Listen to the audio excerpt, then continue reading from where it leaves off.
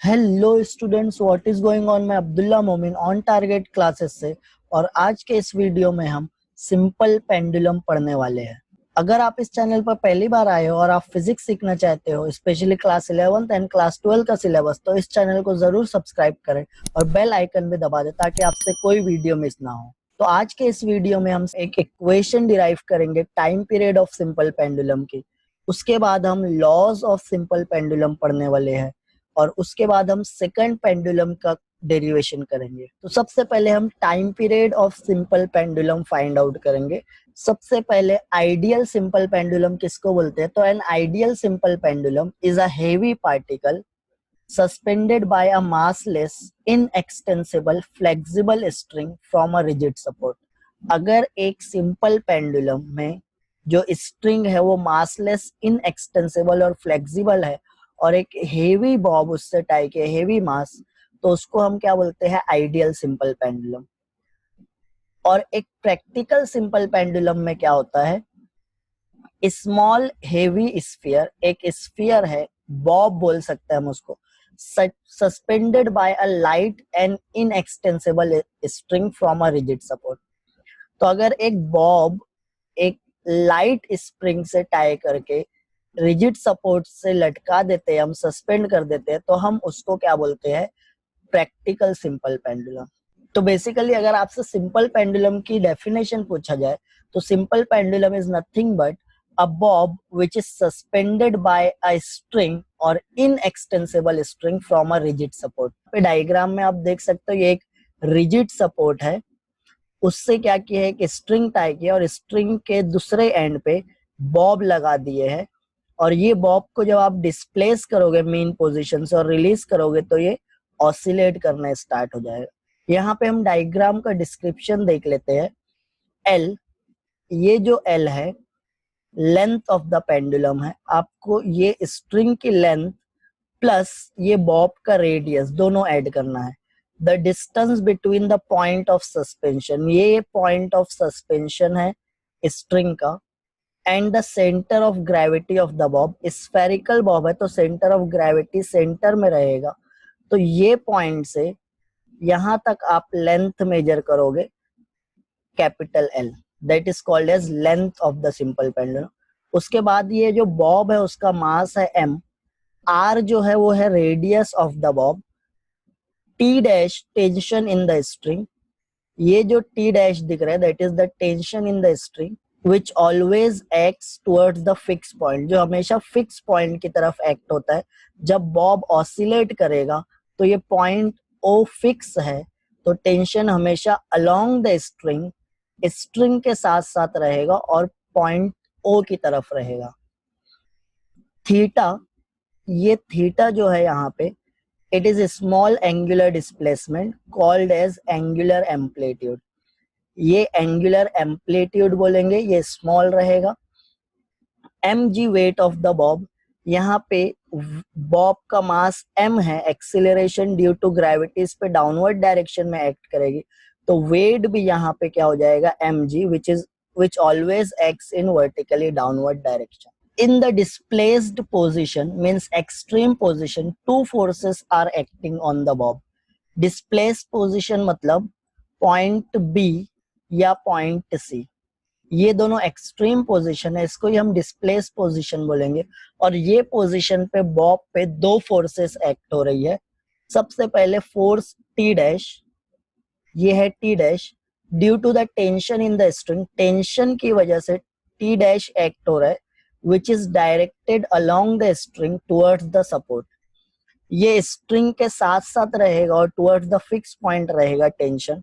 Second force जो है mg, which is weight of the bob, which always acts in vertically downward direction। तो ये जो force है mg, ये हमेशा वर्टिकली डाउनवर्ड डायरेक्शन में रहेगा, टेंशन स्ट्रिंग के साथ साथ और फिक्स पॉइंट की तरफ रहेगा। तो weight mg will resolve into its two component. ये जो वेट mg है इसके दो कंपोनेंट मिलेंगे। यहाँ पे ये एक स्ट्रेट लाइन गई है, पॉइंट बी से सीधा नीचे चले गई है, तो ये एक सिंगल लाइन है, इस पे एक वर्टिकल लाइन है ये मेन पोजीशन की, और एक ये वर्टिकल लाइन है। अगर ये एंगल हम बोल रहे हैं थीटा है, तो this angle is also theta. तो यहाँ पे क्या करते हैं, ये एक लाइन है, ये एक लाइन है, यहाँ पे परपेंडिकुलर ड्रॉ कर लेते हैं, और ये परपेंडिकुलर मीन्स ये एंगल 90 डिग्री है।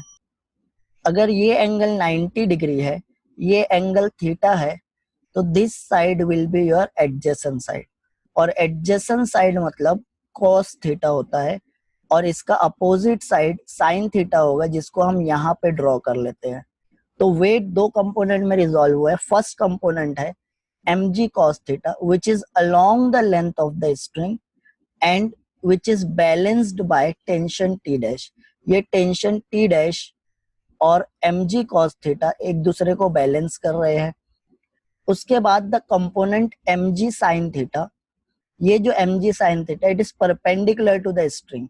ये जो स्ट्रिंग है इसके परपेंडिकुलर है, यहाँ पे देखो 90 डिग्री बन रहा है एंगल, तो ये स्ट्रिंग है और ये mg sin थीटा है, वो स्ट्रिंग के परपेंडिकुलर है। इज द रीस्टोरिंग फोर्स, और ये रीस्टोरिंग फोर्स है which is acting on the mass m, जो बॉब पे एक्ट हो रही है, and tending to return it to the equilibrium position, और वो उसको कहाँ पे ला रही है, इक्विलिब्रियम पोजिशन पे ला रही है। ये पोजिशन को इक्विलिब्रियम पोजिशन बोलेंगे।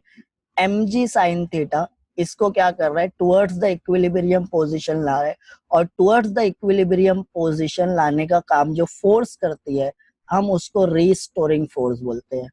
तो यहाँ पे mg sin theta restoring force है, और mg cos theta t dash tension को बैलेंस कर रहा है। अब रीस्टोरिंग फोर्स का फॉर्मूला हम क्या लिख सकते हैं, mg sin थीटा, क्योंकि ये mg sin थीटा ये बॉब रीस्टोर कर रहे हैं उसकी इक्विलिब्रियम पोजीशन पे, तो रीस्टोरिंग फोर्स को हम लिख सकते हैं mg sin थीटा। और यहाँ पे माइनस साइन क्यों लगाए है, क्योंकि ये जो आप एंगुलर एम्पलीट्यूड है राइट साइड में इसको डिस्प्लेस किया, थीटा राइट साइड में है और फोर्स लेफ्ट साइड में एक्ट हो रही है।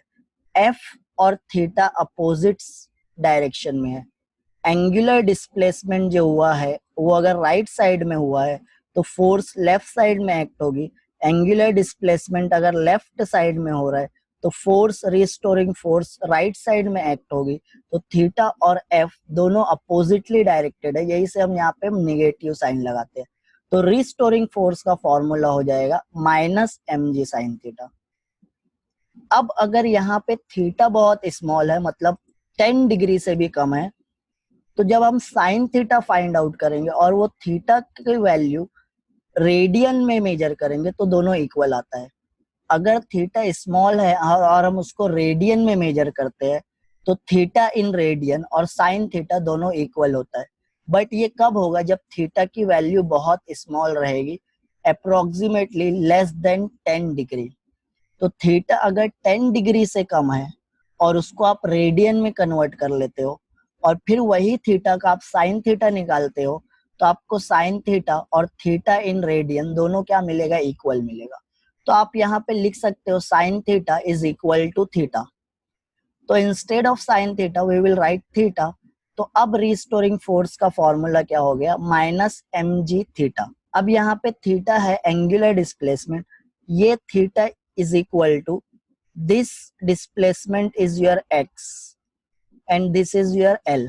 तो आप बोल सकते हो ये सर्कल का आर्क है, तो आर्क लेंथ और radius x by L theta होता है। ये हमने चैप्टर नंबर 1 में पढ़ा है, angular displacement theta is equal to arc length. तो आप ये पोर्शन जब देखोगे तो यहाँ पे ये आर्क है जो x से डिनोट कर रहे हैं, और रेडियस को आप कैपिटल L ले लोगे तो arc length upon radius theta होता है। तो हम थीटा की जगह x बाय एल लिख सकते हैं। तो f is equal to minus mg x by L. अब यहाँ पे m mass of the bob, g acceleration due to gravity और l length of the simple pendulum constant है। जब ये बॉब ऑसिलेट करेगा तो मास नहीं चेंज होने वाला है, एक्सिलरेशन ड्यू टू ग्रेविटी नहीं चेंज होगा और लेंथ नहीं चेंज हो रहा है, क्योंकि हम बोल रहे हैं कि ये इनएक्सटेंसिबल स्ट्रिंग है, इसकी लेंथ नहीं इंक्रीज होने वाली है। क्या चेंज होगा, जब ये बॉब ऑसिलेट कर रहा है तो इसका x की वैल्यू चेंज हो रही है और f की वैल्यू चेंज होगी, बाकी सब कांस्टेंट है। तो MGL कांस्टेंट है, कांस्टेंट और इक्वल साइन हटाते हैं तो हम प्रोपोर्शनलिटी साइन लगाते हैं और यहाँ पे हम बोल सकते हैं F is directly proportional to -x। तो स्मॉल डिस्प्लेसमेंट जब रहेगा तो restoring force is directly proportional to the displacement. Restoring force displacement के डायरेक्टली प्रोपोर्शनल रहेगी और ये दोनों एक दूसरे के अपोजिटली डायरेक्टेड रहेंगे। नेगेटिव साइन यहाँ पे इंडिकेट कर रही है कि x और f अपोजिटली डायरेक्टेड है। If f is directly proportional to x, hence the bob of a simple pendulum performs linear SHM for small amplitude। यही कंडीशन है SHM की। एक पार्टिकल SHM कब परफॉर्म करता है? जब force is directly proportional to -x। अब हम बोल रहे हैं कि सिंपल पेंडुलम में जो बॉब है वो SHM परफॉर्म कर रहा है। अब उसके बाद हमको टाइम पीरियड फाइंड आउट करना है। तो टाइम पीरियड के फॉर्मूले के पहले हम ओमेगा का फॉर्मूला देखते हैं। Angular velocity is equal to angular displacement upon time. जब एंगुलर डिस्प्लेसमेंट 2 पाई होता है तो वो टाइम को हम टाइम पीरियड बोलते हैं। ओमेगा का फॉर्मूला हम पढ़े हैं थीटा अपॉन टी।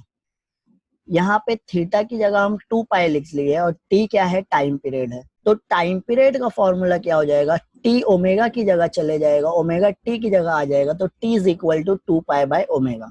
अब हम बोल रहे हैं कि सिंपल पेंडुलम में जो बॉब है वो SHM परफॉर्म कर रहा है और अगर SHM परफॉर्म कर रहे हैं तो एक्सिलरेशन का फॉर्मूला है हमारे पास A is equal to minus omega square x. X को आप A के साथ लिख दोगे तो omega square is equal to A by x. यहाँ पे निगेटिव साइन हम कंसिडर नहीं कर रहे हैं, सिर्फ मैग्नीट्यूड का फॉर्मूला कंसिडर करेंगे। तो सिर्फ मैग्नीट्यूड जब कंसिडर करोगे तो ओमेगा स्क्वायर हो जाएगा A बाय एक्स। यहाँ पे A है एक्सिलरेशन और x है डिस्प्लेसमेंट। ये ओमेगा स्क्वायर है तो जब आप रूट निकालोगे तो ओमेगा हो जाएगा रूट A बाय एक्स और A बाय एक्स को हम एक्सिलरेशन पर यूनिट डिस्प्लेसमेंट बोल सकते हैं। तो omega is nothing but square root of acceleration per unit displacement. तो आप यहाँ पे ये जो ओमेगा का फॉर्मूला है इसको ये इक्वेशन में पुट कर देते हैं टी की इक्वेशन में। तो अब T is equal to 2 pi by omega था और ओमेगा की जगह हम क्या लिख रहे हैं? Acceleration per unit displacement. But हम इक्वेशन 1 में क्या पढ़े थे लास्ट स्लाइड में? F is equal to minus mg theta और थीटा की जगह हम लिखे थे x बाय एल। तो अब ये फोर्स का एक और फॉर्मूला है हमारे पास। According to Newton second law force is equal to ma और ये फोर्स किसके इक्वल है? Minus mgx by L. तो हम लिखेंगे ma is equal to minus mgx by L. m और m कैंसल हो जाएगा। ये जो x है यहाँ पे न्यूमरेटर में है, यहाँ आएगा a के साथ डिनोमिनेटर में जाएगा तो a by x is equal to minus G by L हो जाएगा। और अगर इसको हम मैग्नीट्यूड फॉर्म में लिखते हैं तो निगेटिव साइन नहीं कंसिडर करेंगे, हम बोलेंगे a by x is equal to G by L. Acceleration per unit displacement that is a by x, acceleration divided by displacement, ये किसके इक्वल आ गया? g बाय एल के इक्वल। अब यहाँ पे हमारे पास ये इक्वेशन में पुट कर देते हैं। टाइम पीरियड का फॉर्मूला क्या था? t is equal to 2 pi square root of acceleration per unit displacement और एक्सिलरेशन पर यूनिट डिस्प्लेसमेंट हमारे पास क्या आ गया? g by L. तो यहाँ पे एक्सिलरेशन पर यूनिट डिस्प्लेसमेंट की जगह हम रूट जी बाय एल लिख लिए। तो डिनोमिनेटर ऑफ द डिनोमिनेटर ये जो एल है ये न्यूमरेटर में आ जाएगा और अब टी का फॉर्मूला क्या हो जाएगा? 2 pi root L by g where L is the length of the simple pendulum, G is acceleration due to gravity and T is time period of simple pendulum. So this is the expression for time period of a simple pendulum. और frequency of oscillation of the simple pendulum, frequency हमको पता है 1/t होता है। तो ये equation का आप रेसिप्रोकल कर दोगे, जो न्यूमरेटर में है वो डिनोमिनेटर में आ जाएगा, जो डिनोमिनेटर में है वो न्यूमरेटर में आ जाएगा। तो 1/2 pi square root of g by L, this is the frequency of simple pendulum. ये टाइम पीरियड हो गया सिंपल पेंडुलम का, ये फ्रीक्वेंसी हो गई। नेक्स्ट हम लॉज ऑफ सिंपल पेंडुलम पढ़ेंगे। तो लॉज ऑफ सिंपल पेंडुलम को पढ़ने के लिए ये एक इक्वेशन हम यूज करेंगे, t is equal to 2 pi square root of l by g. तो यहाँ पे फर्स्ट लॉ क्या है, the period of simple pendulum is directly proportional to the square root of its length. हम ये टर्म को नहीं कंसिडर करेंगे, इसको कांस्टेंट रखते हैं। तो t और l में क्या रिलेशन होगा, t is directly proportional to root l। तो हम बोलेंगे time period of simple pendulum is directly proportional to root of its length. उसके बाद नेक्स्ट सेकंड लॉ क्या रहेगा, the time period of simple pendulum is inversely proportional to the square root of acceleration due to gravity. अब ये term हम नहीं consider करेंगे। और t और g में क्या रिलेशन है, तो time period is inversely proportional to square root of g। Next है the time period of simple pendulum does not depends on its mass. ये फॉर्मूले में कहीं भी मास का टर्म नहीं दिख रहा है, तो मास आप कितना भी चेंज कर लो, टाइम पीरियड चेंज नहीं होने वाला है। टाइम पीरियड कब चेंज होगा, जब L की वैल्यू और G की वैल्यू चेंज होगी। मास आप इंक्रीज करोगे, टाइम पीरियड नहीं चेंज होगा। मास आप डिक्रीज करोगे, टाइम पीरियड चेंज नहीं होने वाला है। टाइम पीरियड L और G पे डिपेंड करता है, तो L और G को आप चेंज करोगे तभी टाइम पीरियड चेंज होगा, अदरवाइज नहीं। तो यहाँ पे मास पे डिपेंड नहीं कर रहा है, तो यही से हम बोल रहे हैं time period of simple pendulum does not depends upon its mass and the time period of simple pendulum does not depends upon its amplitude. Amplitude पे भी डिपेंड नहीं है, but for a smaller amplitude, अगर smaller amplitude दिए हो तो उस पे भी डिपेंड नहीं रहेगा। सेकंड पेंडुलम, तो सबसे पहले डेफिनेशन देख लेते हैं। Simple pendulum whose period is 2 second is called as second pendulum. तो अगर एक सिंपल पेंडुलम है और उसका टाइम पीरियड 2 सेकंड है, तो हम बोलेंगे वो सेकंड पेंडुलम है। तो time period of simple pendulum का फॉर्मूला है हमारे पास t is equal to 2 pi root l by g. But यहाँ पे according to the definition second pendulum मतलब जब टाइम पीरियड 2 सेकंड होगा तो उसको सेकंड, कोई भी पेंडुलम एक ऑसिलेशन कंप्लीट करने 2 सेकंड ले रहा है, मतलब उसका टाइम पीरियड 2 सेकंड है और उसको ही हम सेकंड पेंडुलम बोलते हैं। तो यहाँ पे कैपिटल T हमेशा सेकंड पेंडुलम का 2 सेकंड रहेगा।